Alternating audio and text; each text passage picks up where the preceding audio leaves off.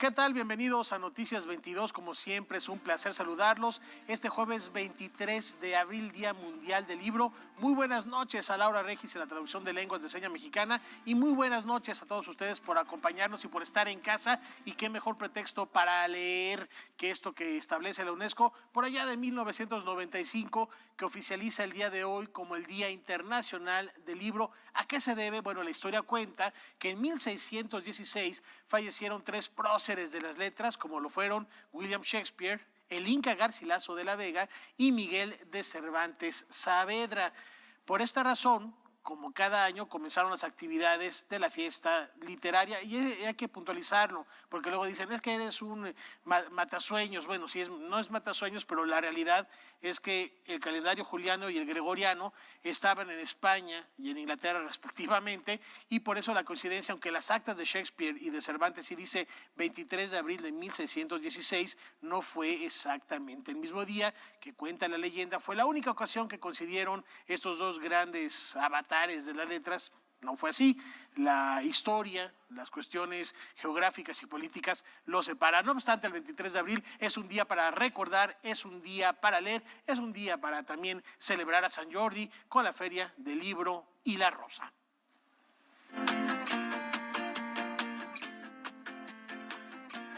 La Fiesta del Libro y la Rosa 2020 se llevó a cabo en un formato revitalizado y diferente a las ediciones anteriores. En esta ocasión, y debido a la campaña de sana distancia, la apuesta fue por la modalidad virtual con charlas a través de la plataforma Zoom y con transmisión en vivo por YouTube. En punto de las 11 de la mañana, inició este encuentro de letras con las palabras de bienvenida del coordinador de difusión cultural de la UNAM, Jorge Volpi, quien recordó que esta edición tuvo una perspectiva de género y aseguró que la mejor compañía en estos momentos excepcionales y de encierro es un libro. Una gran cantidad de actividades que intentan mostrar la manera como precisamente a través de la lectura siempre hemos podido escapar del encierro. La manera como la lectura nos convierte realmente en humanos, nos permite imaginar y nos permite también resistir frente a cualquier adversidad. Nos permite también ser permanentemente críticos. Más de 1,400 usuarios, habitantes de distintos lugares de la República Mexicana y de países como España, Perú, Brasil, Argentina, Colombia y Puerto Rico, presenciaron en vivo la primera charla de esta fiesta, Distopías, Terror y otras ficciones, que estuvo a cargo de la doctora en literatura hispánica Alejandra Amato y la escritora argentina Mariana Enríquez, quienes hablaron de la asimilación del terror en una tradición latinoamericana y de cómo la política, la desaparición y la violencia forman parte del lenguaje del género de este lado del mundo. Además, conversaron de la respuesta del artista en contextos como el confinamiento. Que el artista tenga que dar respuesta o tenga que interpretar la realidad cuando no es eso lo que hace. O sea, el artista casi que hace lo contrario a dar respuesta. Casi que el artista lo que hace es una pregunta en general. Entonces pedirle que haga respuesta a alguien que de lo que trabaja es de hacer una pregunta es peligroso. No estamos desconectados de la realidad. Y eso es probablemente lo que nos hace artistas, creo. Me parece que es mucho más peligroso el tipo que desde la Torre de Marfil puede decir yo pienso tal cosa. Los saludos, las preguntas e incluso mensajes como voy a extrañar la cuarentena porque no vivo en la Ciudad de México y solo así puedo estar en estos eventos, no se hicieron esperar y aparecieron durante las transmisiones de cada una de las intervenciones. La segunda charla, Literatura, lo social y lo político, estuvo a cargo de la escritora española Almudena Grandes y el escritor mexicano Antonio Ortuño, bajo la moderación de Berna González, quienes se refirieron a las víctimas que dejará el coronavirus. Eso es lo que da miedo, que la democracia sea la víctima, que después de tantos muertos, pues la víctima sea la democracia. Hablando de lo político, la literatura de ciencia ficción es muy política, ¿no? Es curioso porque al imaginar mundos futuros, pues digamos que inciden mucho en ese aspecto, ¿no? O sea, quizá lo más grave de lo que estamos viviendo es que esta situación está borrando las fronteras de lo verosímil, ¿no? Es una especie de derrumbe de las certezas como en varios niveles, ¿no? La gente tiene que sobreponerse al mismo tiempo a la angustia concreta del alquiler, de llegar a fin de mes, de comprar y conseguir la comida que necesitan, de pagar a lo mejor la colegiatura de los niños, ese tipo de gastos, las angustias más concretas que pueda haber, pero además las angustias abstractas de lo que los políticos están jugando con el futuro de su sociedad, ¿no? El mundo ilustrado, la importancia de lo inapropiado en la literatura infantil, el verso femenino en Latinoamérica, la literatura expandida y el estado de alerta en el que se encuentra la cadena del libro a consecuencia de la pandemia fueron parte de los temas que se abordaron durante el encuentro virtual en el Día Internacional del Libro. Todas ellas pueden consultarse en la página fiestadelibroylarosa.unam.mx. Con información y texto de Karen Rivera, Óscar Helguera, Noticias 22. Grandes personajes como cada año participan en esta fiesta del libro y la rosa que organiza la Universidad Nacional Autónoma de México, aunque sí, definitivamente este año extrañamos recorrer explanada del Centro Cultural Universitario e intercambiar rosas por libros, como es la costumbre que nos hereda la cultura catalana, Sant Jordi, como lo comentábamos, que se conmemora este día, patrono de Cataluña.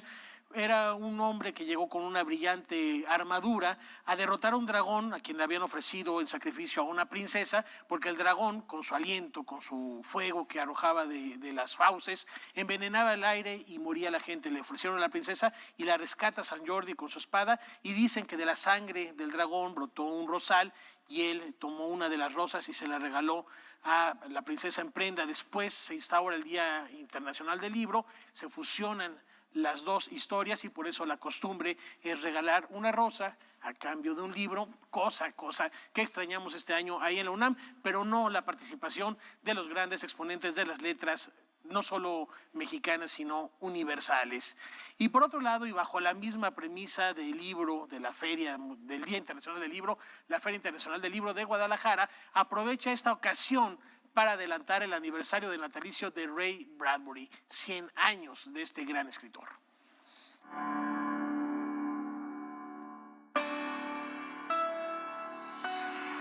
La Feria Internacional del Libro de Guadalajara organizó 2 actividades alrededor de la obra de Ray Bradbury, autor francés, del cual este 22 de agosto se celebrará su centenario de nacimiento. Y este año pensamos en lanzar un concurso. Los lectores votan y eligen entre 2 títulos. ¿Cuáles eran los 2 títulos? Bueno, era uno de Asimov, por los 100 años de Asimov, y otro coincidían 2 autores de ciencia ficción este año en un centenario. Y se eligió Crónicas Marcianas, pues por muchas características. Nosotros también nos vamos al asunto de la logística, cuáles son más fáciles de leer en una lectura colectiva, porque además tienen que ser una lectura consecutiva. Ray Bradbury fue conocido principalmente por el volumen Crónicas Marcianas, publicado en 1950. En sus textos hace una crítica de la sociedad y la cultura del siglo XX, amenazadas por un futuro tecnocratizado. En 1951 publicó uno de sus mejores libros, El hombre ilustrado, compuesto por varios relatos de naturaleza fantástica, y 2 años más tarde, otro de los más representativos, Fahrenheit 451. Esta obra fue llevada al cine por François Truffaut. Sí plantea temas sociales, no solamente se mete al asunto de la ciencia ficción o proyectar las cosas que podrían ocurrir, sino que pone el dedo en el renglón en problemáticas que podrían también estar ocurriendo. O sea, no podemos mencionar el de Fahrenheit, ¿no? El libro de Fahrenheit 451, que a mí la verdad sí hay muchos libros de Bradbury, algunos en particular, que me han movido el tapete, para decirlo de manera muy coloquial, que más allá de estar leyendo ciencia ficción, están planteándote un problema casi ontológico. O sea, tienen rasgos de filosofía o de reflexión filosófica o de reflexión social. Las actividades por el Día Mundial del Libro se realizan desde el 2002 en la Plaza Cataluña, a un costado del Paraninfo de la Universidad de Guadalajara.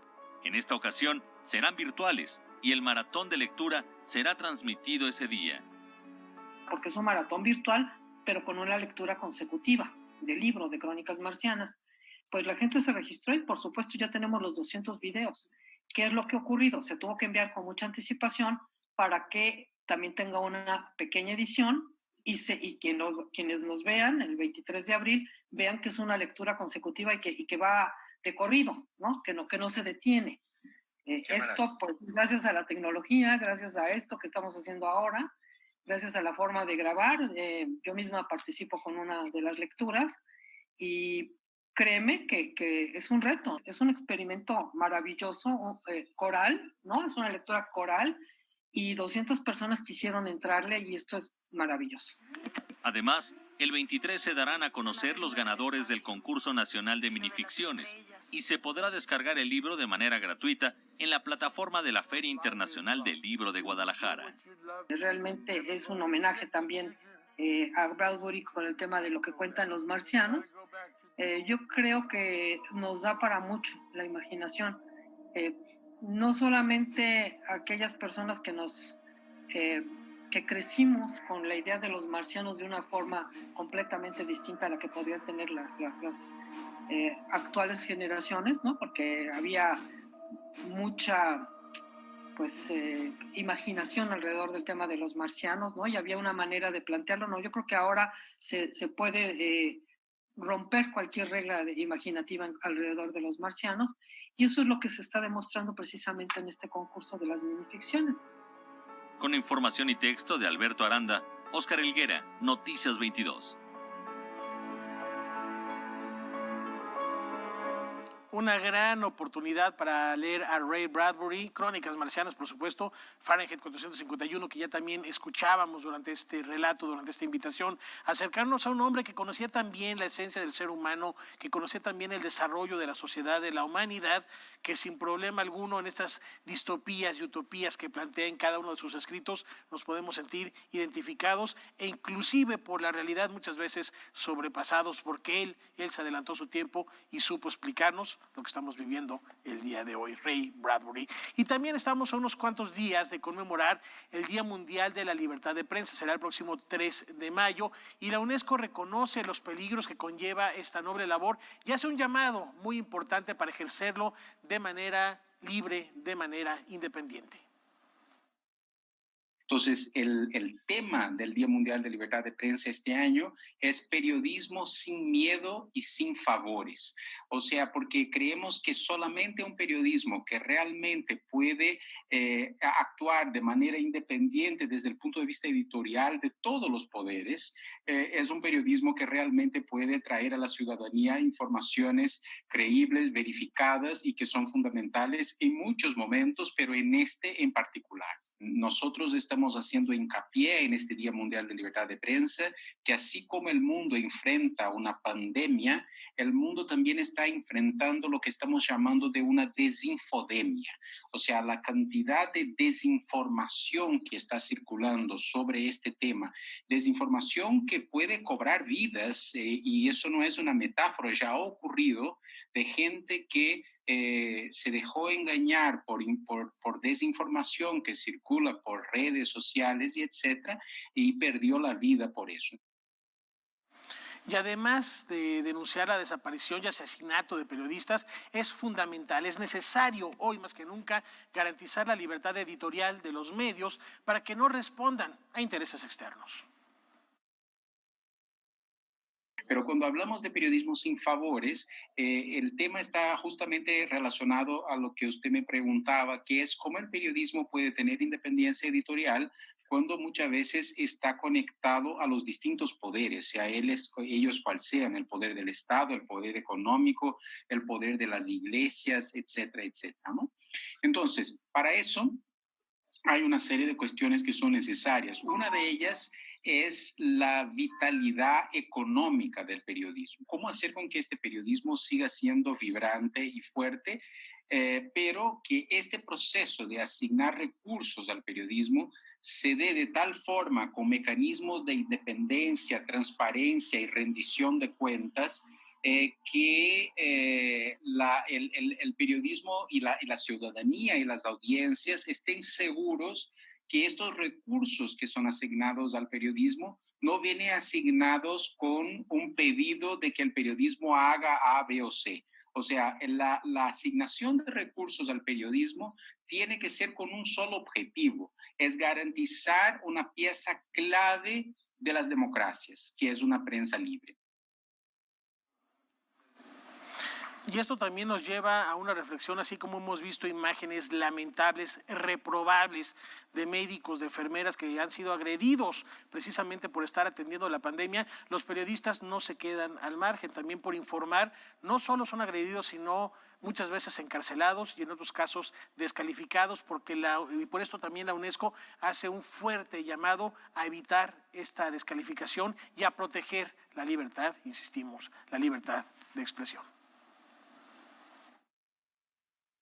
El tema de la violencia contra los y las periodistas, incluyendo en su país, no es un tema relacionado solo con esta actual crisis, ¿no? O sea, desafortunadamente el número de periodistas que siguen siendo asesinados en el mundo, que sería, vamos a decir así, la forma más cruda de censura, sigue siendo muy elevado. A eso se suman, por ejemplo, los ataques en línea contra periodistas, se suman una tendencia de desacreditar a los medios por utilizar expresiones como los medios son fake news o cosas por el estilo, ¿no? Todo eso se suma en un contexto que para nada es favorable al ejercicio libre e independiente del periodismo. Los eventuales errores y actividades o narrativas, si podemos decir así, de actores políticos o de otros sectores de la sociedad contra la libertad de prensa, contra el periodismo, tienen que ser rechazados por el conjunto de la sociedad, por los poderes como por ejemplo el Poder Judicial o el Ministerio Público y etcétera. Hacer acusaciones de que toda la prensa es corrupta, que toda la prensa es fake news, que toda la prensa es eso o aquello, es un deservicio no a este o aquel diario o noticiero en particular, es un deservicio a la democracia en general. Un llamado muy poderoso, un llamado muy importante y necesario hoy, más que nunca, a la libertad de expresión, a la libertad de prensa, a la libertad de imaginar y decir lo que creemos, de decir lo que pensamos, de escribirlo y de manifestarlo con conciencia de que lo que se está diciendo tiene fuentes fundamentadas, por supuesto, y que está respaldado por la verdad, antes que nada. Seguimos platicando de letras, de cuestiones editoriales, del poder de la palabra en Noticias 22 después de esta brevísima pausa.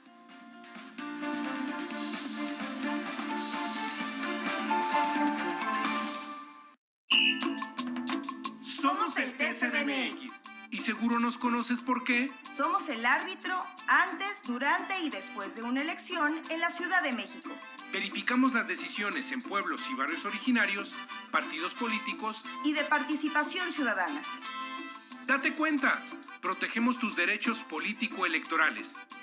Tribunal Electoral de la Ciudad de México, garantizando justicia en tu elección. Aquí la caricatura es el recurso plástico para entender la realidad del país. Perdón, pero yo veo una manipulación clarísima. Son ángeles que vienen del cielo a traernos la cura de nuestros males. Porque tiene que ver con tu identidad. Porque tú, aferrado a esa emoción, eres lo que eres. El Chamuco TV y los hijos del Averno. Fíjense de paranoias histéricas, no van a ver.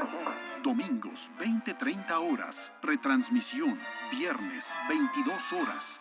Preguntar es tu derecho. Tengo miedo de que mi hija no llegue. ¿Qué se está haciendo para cuidar su regreso? Pregunta a los encargados de seguridad, que para eso están. Algo no me cuadra. ¿Cuánto se gastó para construir la carretera? Pregunta a las autoridades de transporte. Ellos deben saber. Yo quisiera saber si tendrán los medicamentos en la clínica que me toca. Pregunta al sector salud. Ellos tienen esa información. Usa la plataforma de transparencia. Te deben responder. El INAI defiende tu derecho a preguntar. El que pregunta no se equivoca.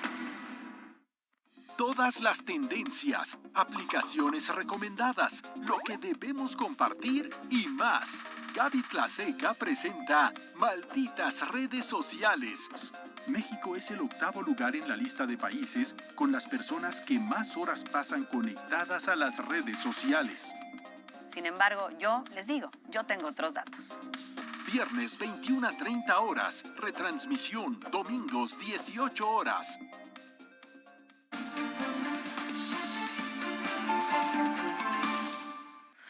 Hoy en Jueves de la Región, Roberto Frías ahondará en el perfil del publicista superior desde los colores de Eulalio Ferrer, uno de los grandes editores también de la historia.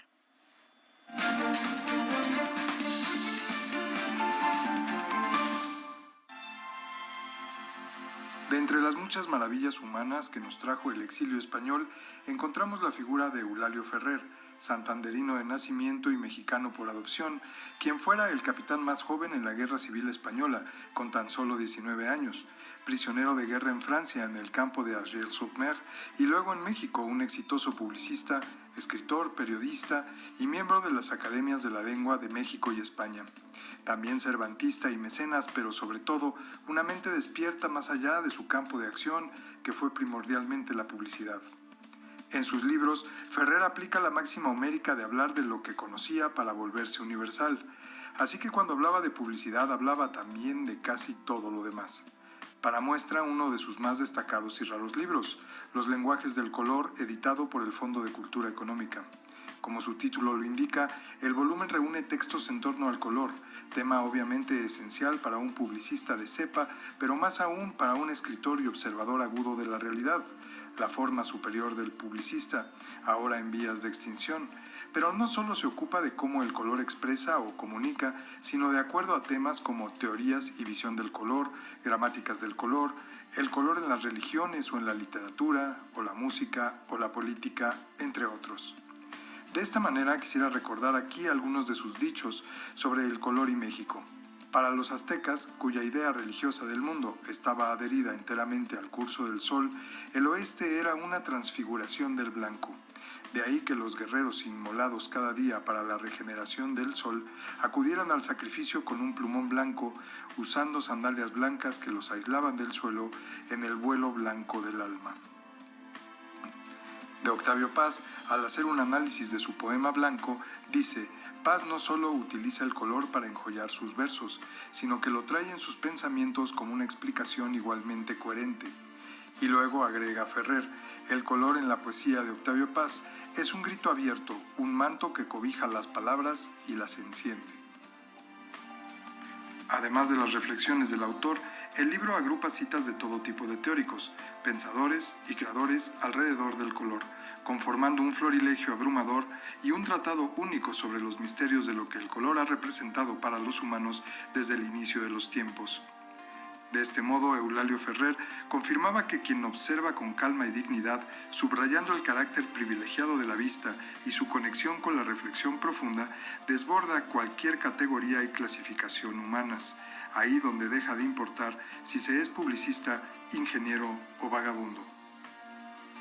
Para Canal 22, Roberto Frías.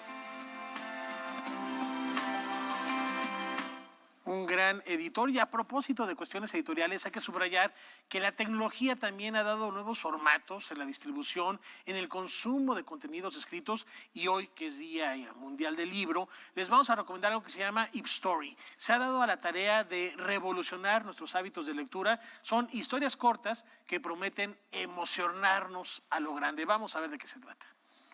Descarga sin costo nuestra app. Un proyecto tecnológico y editorial lanzado hace 2 años se puso por objetivo promover la literatura en sus varias dimensiones, desde la producción hasta la distribución y el estímulo a la lectura. IpStory es una aplicación que ofrece una amplia gama de textos y géneros literarios, en formato breve, a través de dispositivos móviles, que además se pueden disfrutar en formato de audio. Una intención de formar públicos, no de distribuir lecturas, no de distribuir libros, porque si no tenemos un público interesado por la lectura, aunque le regalemos el libro, no lo va a leer. Entonces, la formación de estos públicos, de estas nuevas generaciones que no leen, pero todo el tiempo están leyendo desde sus tabletas y celulares. Entonces, entrar con historias breves, 1 minuto, 3 minutos, 5 minutos y 7 minutos, y la posibilidad también de todas estas historias escucharlos en audibles, pero unos audibles que son una lectura dramatizada. En nuestro equipo tenemos una excelente directora de teatro, tenemos actores que son los que narran las historias y así le dan una vida y son audibles diferentes. En formatos de 1, 3 o 7 minutos, las lecturas se agrupan en diversos géneros y están escritas por autores nobles y consagrados. Una plataforma que pueda ser una opción, una vitrina para todas estas gentes tan talentosas que no tienen acceso a la industria editorial. La aplicación IpStory es de acceso gratuito. La literatura también es una válvula de escape, también te propone llevar la atención al interior, también te propone reorganizar muchos esquemas y patrones mentales, ¿no? Entonces, es como lo repito, sí es parte de una canasta básica.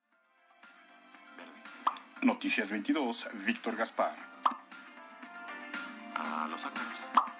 Qué gran oportunidad. Ya sabemos, estamos la mayoría de la gente pegada a sus dispositivos móviles. En lugar de andar leyendo fake news o cosas alarmistas o tarugadas en las redes sociales, hay que leer algo que nos deje algo productivo, algo provechoso. Historias, ya oyeron, las más largas de 7 minutos y que nos van a cambiar seguramente el día y, por qué no, hasta la vida, como también lo hará la organización Save the Children y la editorial Penguin Random House, que comparten una serie de actividades para que los niños y las niñas se diviertan y no dejen de aprender durante esta contingencia. Esta es la chica que leía en el metro. Para mantener vivo el aprendizaje y despertar a la imaginación mientras no asisten a la escuela, los más pequeños del hogar podrán escuchar desde redes sociales como Instagram y Facebook diferentes títulos de literatura infantil gracias a la campaña Save with Stories, que promueve la organización independiente Save the Children en colaboración con el grupo editorial Penguin Random House.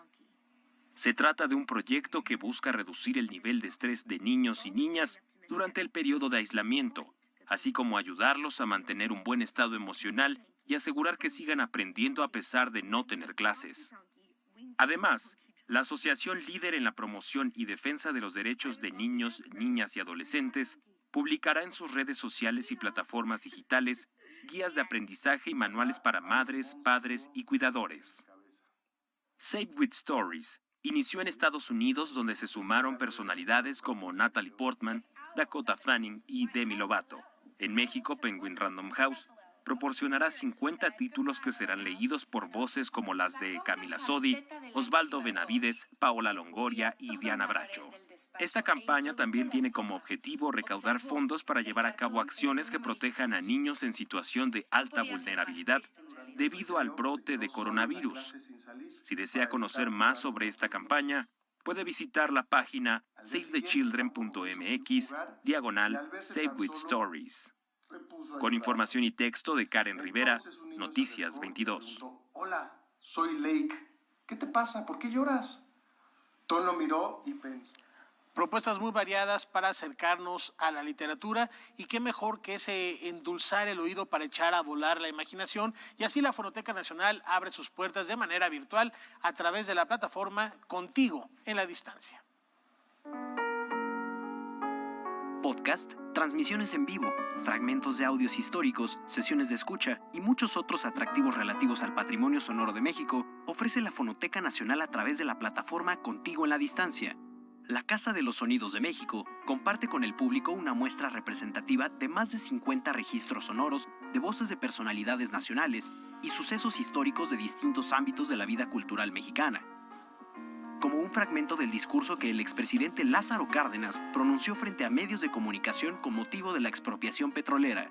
Por otra parte, el embargo sobre la producción o el de las propias instalaciones y aún el de los fondos petroleros implicarían minuciosas diligencias. Además, la Fonoteca comparte una serie de videos con contenidos de algunos de sus principales proyectos de difusión sonora. Entre estos hay registros de transmisiones en vivo de sesiones de escucha y conciertos, como el titulado Tamboreros de la Tierra Caliente, con el cual se consiguió grabar diversas técnicas de percusión ancestrales en peligro de desaparecer. A esto se suma una serie de videos que se irán subiendo quincenalmente a manera de jardines virtuales sonoros. El primero de ellos reproduce 2 selecciones de la banda sonora de la película West Side Story, autoría de Leonard Bernstein. Contigo en la Distancia también pone al alcance del público podcasts de temas diversos y referentes a la cultura de la escucha.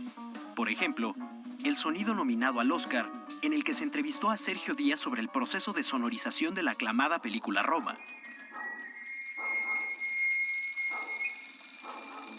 También se compartirán de forma periódica los 5 capítulos de la serie documental Las divergencias de Margo, que la Fonoteca Nacional ha producido con motivo del homenaje nacional a Margo Glantz. El primero de estos episodios ya está en línea.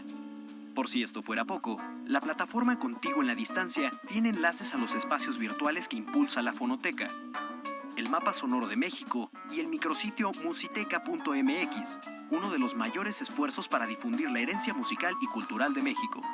Con información y texto de César H. Meléndez, Rodrigo Peredo, Noticias 22. Qué exquisita manera de preservar la memoria. Y dicen que escuchar es volver a vivir. Hay que instaurarlo así a propósito de esta oferta que tiene la Fonoteca Nacional. Y como todos los jueves, Jacaranda Correa estará a cargo de Debate 22 esta noche y hablará sobre el arte y la cultura en tiempo de la 4T, de la Cuarta Transformación. No se lo pierdan, en punto de las 9 de la noche. Ahí los espera Jacaranda Correa. Vamos a hacer una brevísima pausa y continuamos con más aquí en Noticias 22.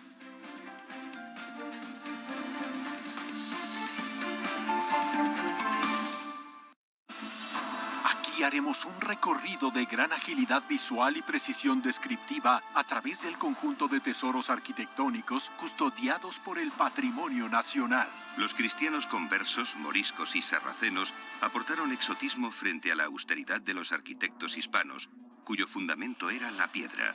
Así nació la arquitectura mudéjar. Tesoros de la Corona.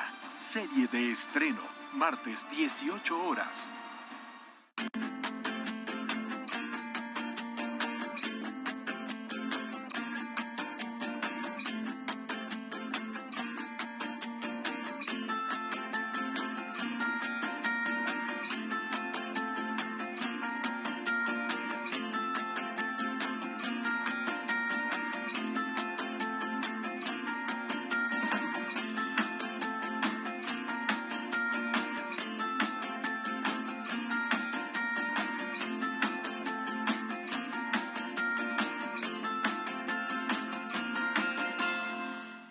Preguntarle qué opinión tiene con respecto a los legisladores. Platíqueme, buena, mala, regular. Pocos son los que dicen cosas interesantes en la tribuna y pocos son los que están preparados técnicamente para lo que es el proceso legislativo. Un acto que sucede en la Ciudad de México, que ha sido los actos violentos que hemos tenido, se los cargan a Andrés Manuel y no a quien le corresponde, que son como actos de Claudia. Vamos a ponerlo en este sentido. 11 cineastas proponen su mirada a través de historias sobre las relaciones y los modos en que la humanidad se vincula con su ambiente natural. En el marco por el Día Internacional de la Madre Tierra, te presentamos el estreno de Interdependence. Jueves, 22:30 horas.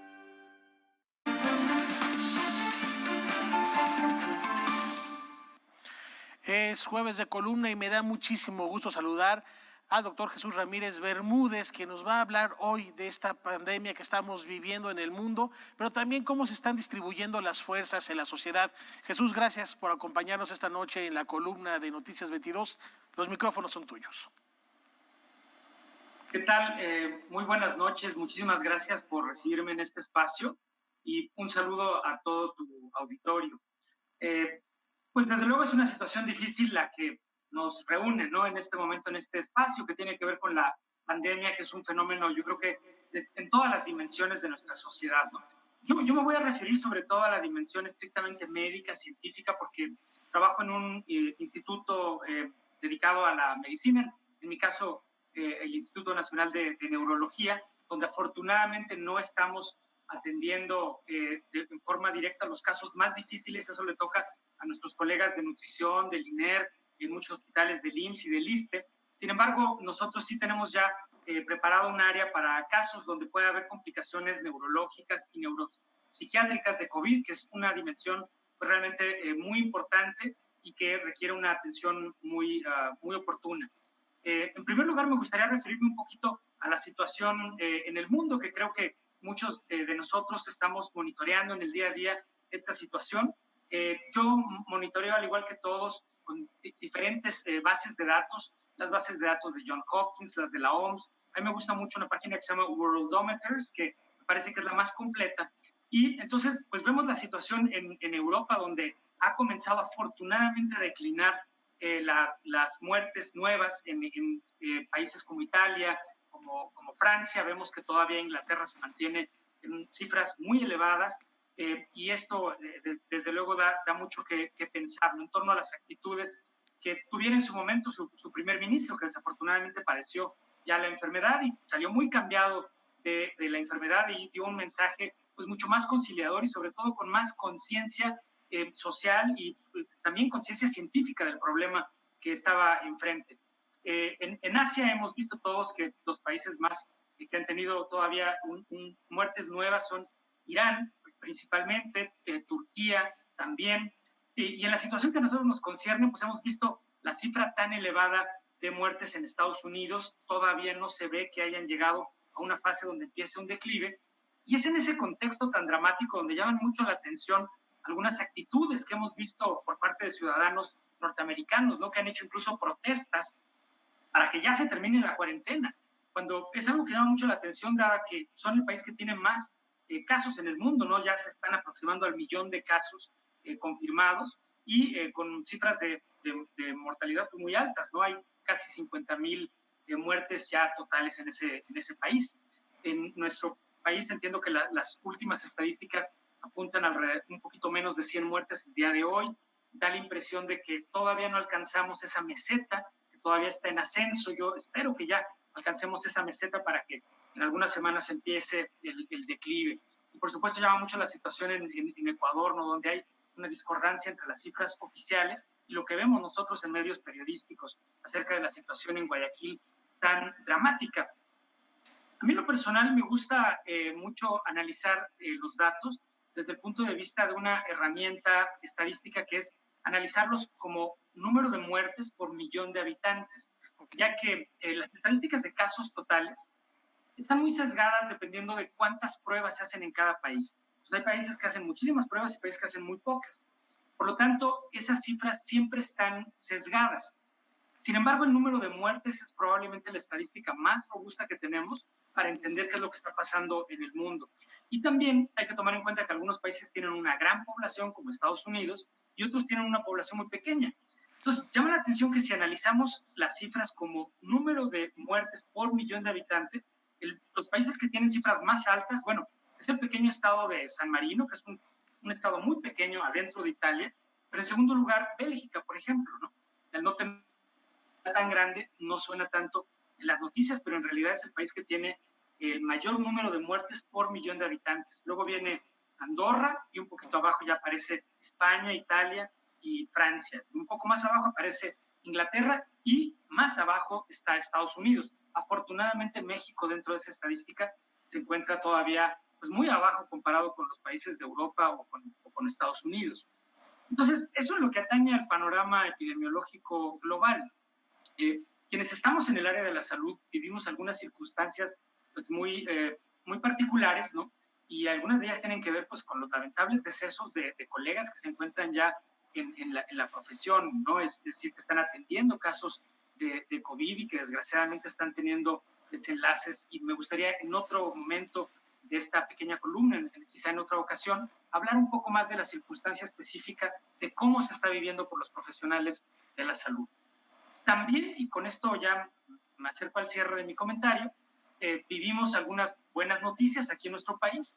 Hoy salió el comunicado conjunto del INDRE, el Instituto de Nutrición, el INER, el IMSS y la UNAM, que lograron hacer ya descifrar el genoma de las variantes genéticas del virus SARS-CoV-2 o COVID-19, que están presentes específicamente en la población mexicana. Entonces, esto da cuenta pues, del vigor que tiene la ciencia mexicana, sobre todo cuando sí recibe el apoyo que tiene que recibir por parte del Estado. Por último, quisiera comentar que nos encontramos en una situación donde vemos muchas actitudes sociales diversas, actitudes que en mi opinión, por un lado tenemos actitudes de miedo irracional y por otro lado tenemos actitudes de irresponsabilidad social. Tenemos que buscar el equilibrio entre unas y otras. De las actitudes de miedo irracional, pues todos hemos oído acerca de las compras de pánico, pero también las agresiones contra personal de la salud. Como lo decía, en otra ocasión me gustaría dedicarme específicamente a ese problema. Pero en el otro extremo, que tiene que ver con la irresponsabilidad social, pues vemos las teorías de conspiración, como este hecho de que hubo gentes que trataron de tirar torres de 5G porque creen que es la causa del virus, personas que creen que todo esto es una ficción, nada más por control social y que va a salir una vacuna y que todo es el negocio de la vacuna para que alguna empresa se vuelva millonaria. O finalmente, el caso de la alcaldesa de Las Vegas, que en forma muy reciente decía que ella estaba dispuesta a que Las Vegas fuera como el grupo control, que no recibiera las medidas de cuarentena, distanciamiento social, lavado de manos, etcétera, porque ella cree que en realidad no es para tanto y que podría haber pues mayor actividad económica. Ya confrontada con el periodista, como que se avergonzó de la situación y le empezó a cambiar un poquito, ¿no? Pero en fin, yo quería comentar un poco cómo tenemos esas actitudes de irresponsabilidad o de miedo irracional y que tenemos que buscar un juicio equilibrado en medio de ambas actitudes.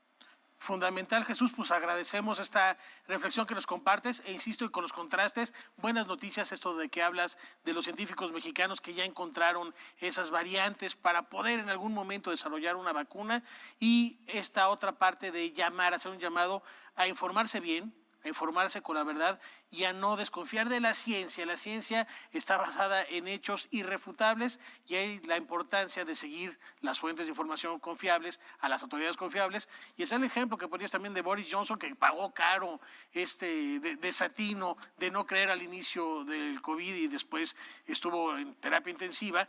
Y, por supuesto, no dejarnos influir también por esas fake news que nada más dividen no solo la opinión, sino a la sociedad. Muchas gracias, Jesús, te abrazamos a la distancia y nos vemos muy pronto para seguir replanteando estos temas que ya pusiste en la mesa y que seguramente será muy rico escucharlos de tu parte.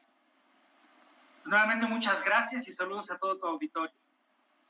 Muchas gracias, ahí está la invitación y no se pierdan a continuación también en Canal 22 a las 10:30 de la noche. Hay una programación muy rica, ahora que se están quedando en casa, un documental que tiene que ver con el cambio climático. Ayer celebrábamos el Día Internacional de la Tierra y no se pierdan eso que se llama Interdependence, Canal 22 a las 10:30 de la noche. Es momento de hacer el cambio. Ahorita el doctor Jesús Ramírez Bermúdez hablaba de cambiar los paradigmas y este es uno fundamental, nuestra relación con la tierra, nuestra relación con el medio ambiente. No se lo pierdan hoy a las 10:30 de la noche y con esta invitación nos vamos a una brevísima pausa.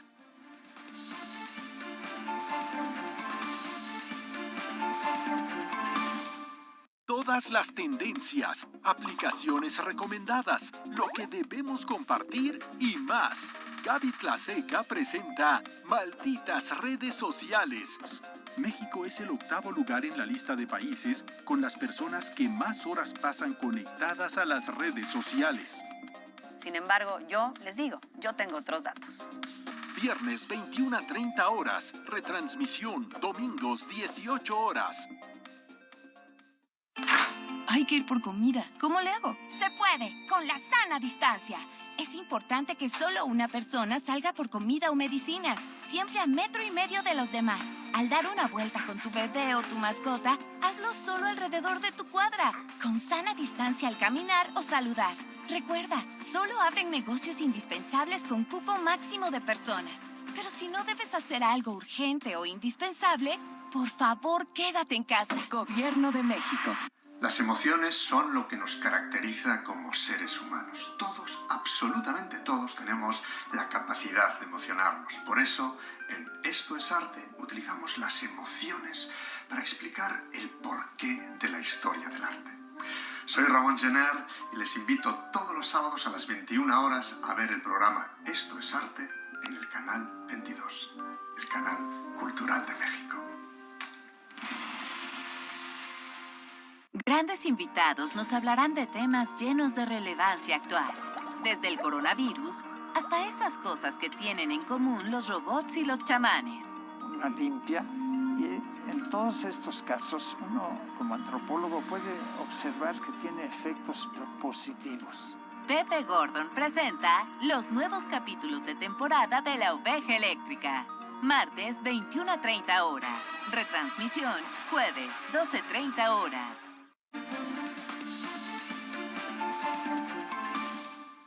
Nuestro país ha sido testigo de la formación de grandes cineastas que han marcado el séptimo arte. En México nos jactamos de tener una de las mejores escuelas de cine del mundo y con esto arrancamos nuestro segmento de Marquesina.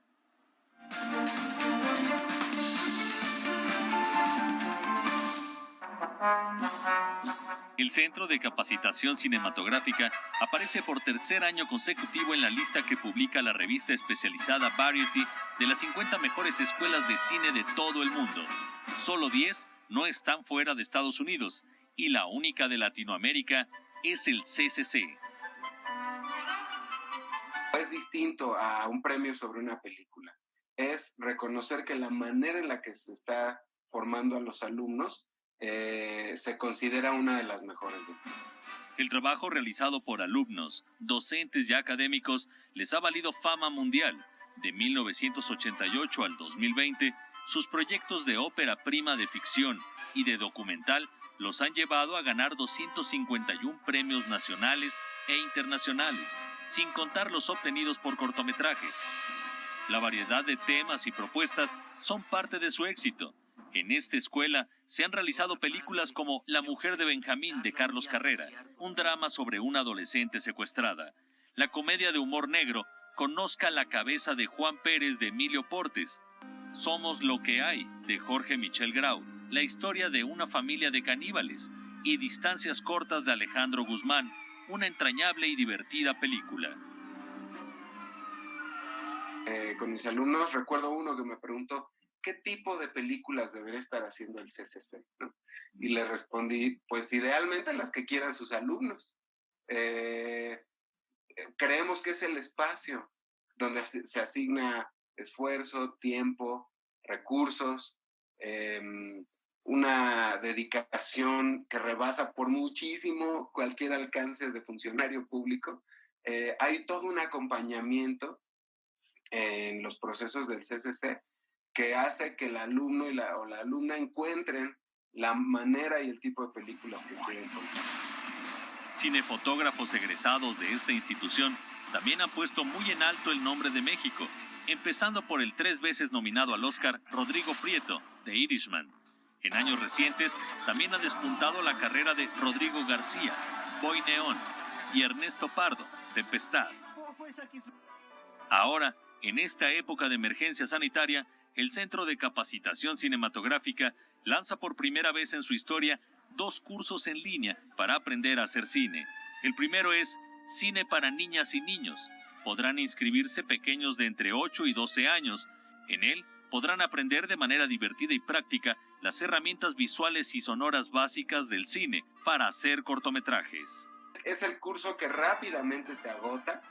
Es un curso que en verano todo el mundo está esperando que se libere un lugar para poder acceder. Y es un curso que ha sido muy disfrutado ya por varias generaciones. E incluso ya tenemos personas que estudiaron cuando niños en ese curso, estudiando en la licenciatura de CCC. El segundo es Stop Motion para adolescentes, que permitirá aprender las técnicas de cine para animar personajes, objetos, recortes o dibujos y contar sus propias historias. Este curso ha permitido cautivar a nuestras adolescentes, a nuestros adolescentes, enseñando técnicas de manera muy divertida, muy puntual y muy sencilla para iniciarse en el camino de la animación. Los cursos son gratuitos y forman parte del proyecto cultural Contigo en la Distancia. Los detalles de la convocatoria los puedes encontrar en www.elccc.com.mx. Con información y texto de Julio López, Óscar Helguera, Noticias 22. Felicidades a todos los que forman parte de esta familia del CCC. Desde aquí un fuerte abrazo. Y además qué interesante estos cursos. Lástima que el stop motion sea hasta 17 años, porque yo ya tengo poquitos más, pero se súper antoja inscribirse. Y si ustedes ya agotaron la lista de películas de sus maratones cinematográficos virtuales, aquí hay otra recomendación que no se pueden perder. La cuarentena ha obligado a los cinéfilos a buscar, rastrear, compartir y ver películas poco conocidas o de difícil acceso. En estas pesquisas han salido a la luz páginas que literalmente reviven la obra de un autor. Así es como encontramos el sitio oficial del cineasta mexicano Paul Leduc. En la página www.paulleduc.mx están a disposición de los internautas 10 películas de este director. Cada película viene acompañada de una liga de descarga en MP4, la ficha técnica, notas sobre él recibiendo de la crítica y reseñas de la época en que se estrenó. El acceso es completamente gratuito y es una oportunidad única para descubrir a uno de los grandes cineastas de nuestro país. Con información y texto de Julio López, Rodrigo Peredo, Noticias 22. Y hay todavía más oferta cinematográfica porque vía internet el Festival Internacional de Cine de Morelia pone a nuestra disposición lo mejor de sus últimas ediciones. El Festival Internacional de Cine de Morelia nuevamente extiende su vínculo con el público mexicano a través del proyecto FIC Presenta en línea, a través del cual las personas podrán ver algunas de las películas que ganaron en ediciones pasadas. No lo puedo revivir. Los primeros títulos que se encuentran disponibles completamente gratis son Yo, de Matías Meyer, El placer es mío, de Lisa Miller, Bosnia Dream, de Sergio Flores, Los Reyes del Pueblo que no existe, de Betsabe García, y El hombre que vio demasiado, de Trisha Sif. 9 años. Pues yo de niño veía yo 30, 40 cadáveres diario. Debido a la contingencia, creímos que era necesario seguir con nuestra labor de difusión y de promoción del cine mexicano. Nos pusimos en contacto con realizadores que habían ganado en la selección oficial de ediciones anteriores y creamos Ficum Presenta en línea.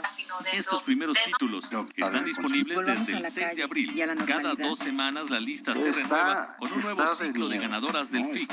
Los próximos títulos son El Vigilante, de Diego Ross, Bellas de Noche, de María José Cuevas, Tempestad, de Tatiana Hueso, Verde, de Alonso Ruiz Palacios, Juan Perros, de Rodrigo Imas, Ayer Maravilla Fui, de Gabriel Mariño, Regreso al Origen, de María José Glender, Relato Familiar, de Sumi García, y Cerulia, de Sofía Carrillo. Son sueños aunque esté despierta.